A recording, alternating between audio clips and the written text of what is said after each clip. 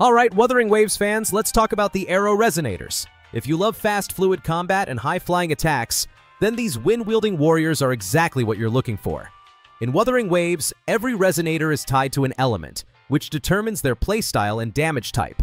Right now, there are 18 Resonators in the game, and while some are free, most have to be pulled through the gacha system. That means you'll want to know exactly which Aero Resonators are worth your time, and that's where this list comes in. Not all Aero Resonators are created equal. Some are absolute powerhouses that can tear through enemies with insane speed and agility, while others, well, they might take a little more effort to shine. So today, we're ranking every Aero Resonator from worst to best, breaking down their strengths, weaknesses, and overall impact on the game. If you're looking to build the ultimate wind-powered team, stick around, because we've got all the details you need. I'm quickly moving on to the video. Before we start, if you enjoy these types of list videos, don't forget to like the video and subscribe. Enjoy watching.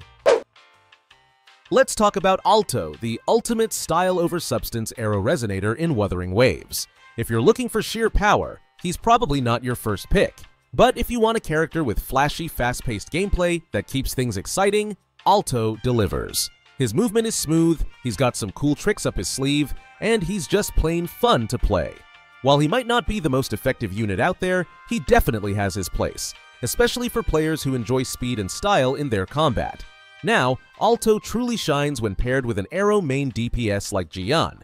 His outro skill boosts Aero damage, making him a decent support option for the right team. Plus, his movement speed boost lets him zip around the battlefield, avoiding damage while keeping the pressure on enemies.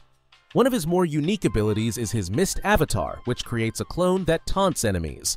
This gives him a sneaky way to deal damage safely, while enemies waste time attacking the wrong target. It's a fun mechanic that adds a little extra spice to his gameplay.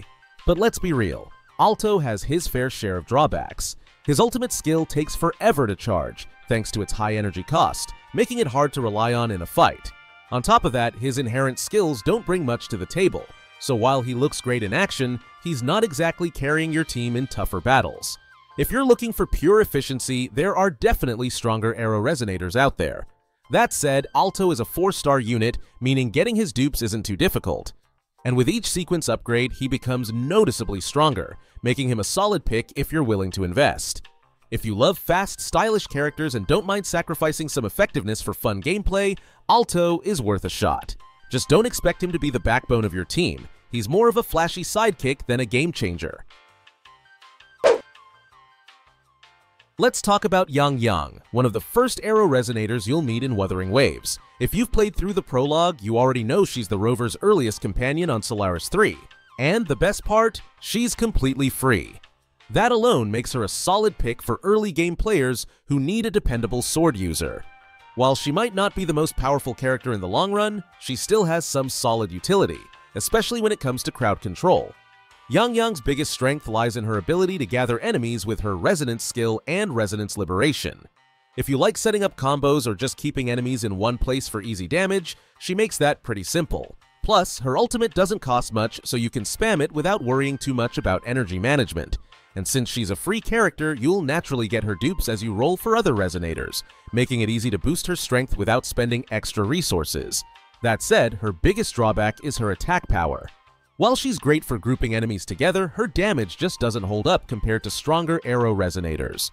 This means she's not the best pick if you're looking for a hard-hitting DPS. However, her outro skill, which regenerates resonance energy, gives her a bit of a unique role as a hybrid between support and utility.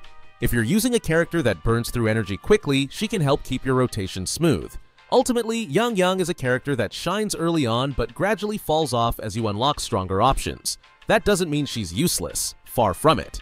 If you need an easy-to-use, energy-efficient Aero Resonator who can help set up fights, she's got your back. But if you're after raw damage, you'll probably replace her down the line. Either way, she's a solid freebie that can carry you through the early game without any hassle.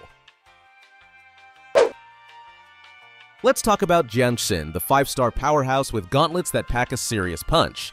She's not just a fighter, she's a tank, a support, and a utility machine all in one. With her ability to pull enemies into a vortex using her ultimate, she's an absolute menace in crowd control situations. If you've ever been overwhelmed by a swarm of enemies, Jianxin is the kind of character you want on your team.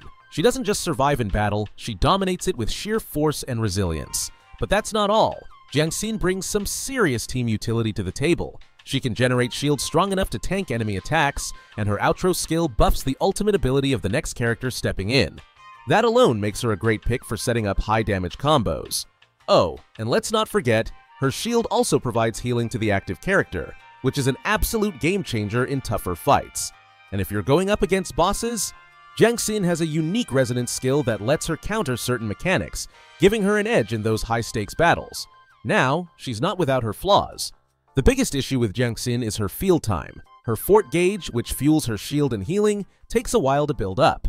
If you're trying to speedrun endgame content, that downtime can feel like a bit of a drag. Plus, if you've already got a strong healer or support character on your team, her shields might not feel as impactful. On top of that, she's a little slower compared to the usual fast-paced combat of Wuthering Waves, which might not vibe with players who prefer a more aggressive playstyle. That said, Jiang Xin is still an incredible pick, especially for open-world exploration and general combat. She keeps enemies in check, helps her teammates shine, and brings just the right amount of sustain to survive tougher fights. If you build her correctly and play to her strengths, she's easily one of the most reliable Aero Resonators in the game. If you're looking for the ultimate damage dealer in Wuthering Waves, Jian is your guy. This 5-star Aero Resonator is an absolute powerhouse, delivering some of the highest damage numbers in the game. The best part? He's surprisingly easy to play. No complicated mechanics, no tricky setups, just raw, devastating power.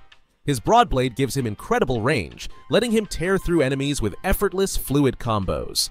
Whether you're a new player or a seasoned veteran, Jian makes every fight feel satisfying.